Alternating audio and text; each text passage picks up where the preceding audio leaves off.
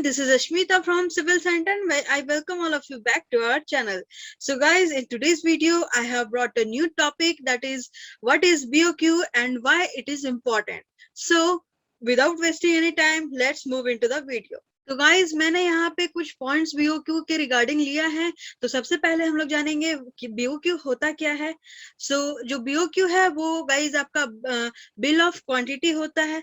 तो ये एक डॉक्यूमेंट टाइप होता है जिसमें हमारा सारा जो भी कंस्ट्रक्शन का डिस्क्रिप्शन होता है, जैसे कि आपका अर्थ वर्क हो या सैंड फिलिंग हो या डिस्पोजल हो या पीसीसी हो, आरसीसी वर्क, कोई भी वर्क हो रिलेटेड टू कंस्ट्रक्शन, वो हम लोग वहां पे मेंशन करते हैं। उसके साथ साथ हम लोग एक क्वांटिटी एंड रेट का भी कैलकुलेशन करते हैं। तो ये जो फॉर्मेट है, ये जो डॉक्यूमेंट रेडी होता है गाइस, यही है बीओक्यू। अब चलिए हम लोग देखते हैं कि बीओक्यू को हम लोग कहाँ कहाँ यूज करते हैं। तो सबसे पहले गाइस, ये तो हम लोग एक टेंडरिंग जब होता है कोई भी वर्क का, तो उस समय हम लोग को बीओक्यू का यूज होता है। और सेकंड आपका वैल्यूएशन में, जब हम लोग का वैल्यूएशन होता है तो फिर जो आपका इंजीनियर होता है या फिर बैंक में जब भी हम लोग कोई भी कंस्ट्रक्शन का प्रोजेक्ट दिखाते हैं जिसके बदले में हम लोग को लोन चाहिए होता है, तो उस टाइम पे भी हम लोग को बीओक्यू चाहिए होता है। जो बैंक वाले हैं वो भी आपका बीओक्यू ही देखेंगे।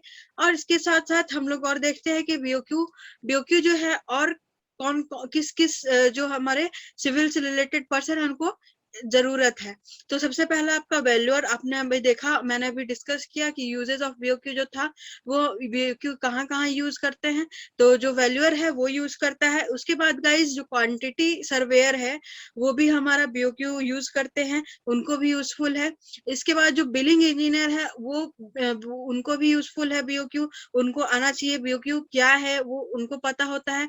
इसके बाद आपका जो प्रोजेक्ट मैनेजर है उनको भी पता होता है कि बीओक्यू क्या है, कैसे इसको हैंडल करते हैं, ऑनगोइंग जो वर्क चल रहा है हमारा साइट में उसके हिसाब से इसको कैसे टैकल करना है।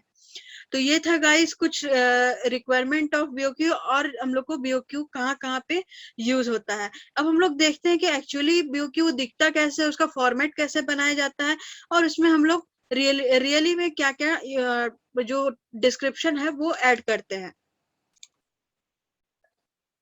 तो गाइज आप यहाँ पे ये एक एक्सेल शीट है। जब भी आप बीओक्यू बनाएंगे या फिर एस्टिमेट करते हैं तो हम लोग एक्सेल शीट पे ही वर्क करते हैं।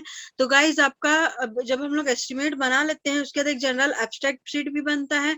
अगर आप लोग बोलेंगे तो मैं वो भी बताऊंगी कि जनरल एब्स्ट्रैक्ट शीट कैसे बनाया जाता है। और जब आप गवर्नमेंट का कोई भी वर्क करते हैं तो उसमें हम लोग को इलेक्ट्रिकल और जो पीएच है वो कितना इंक्लूड करना होता है, तो वो मैं बताऊंगी। अभी हम लोग देखते हैं कि बीओक्यू का फॉर्मेट कैसे बनाया जाता है। आप लोग को इस तरीके का कुछ फॉर्मेट बना लेना है। तो सबसे पहले गाइज आपका रहेगा, यहाँ पे आप देख सकते हैं कि अर्थ वर्क है, आइटम डिस्क्रिप्शन हो गया।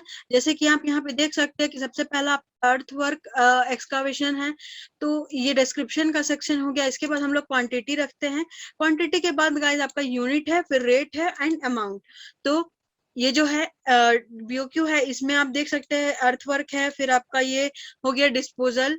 इसके बाद आपका सैंड फिलिंग है, फिलिंग ऑफ फाउंडेशन प्लिंथ, मतलब ये सैंड फिलिंग में आ जाता है। उसके बाद आपका पीसीसी है, पीसीसी के बाद फिर आरसीसी ब्रिक वर्क एंड इसके बाद ये मूव करेगा जैसे जैसे आपका एस्टिमेट बढ़ेगा।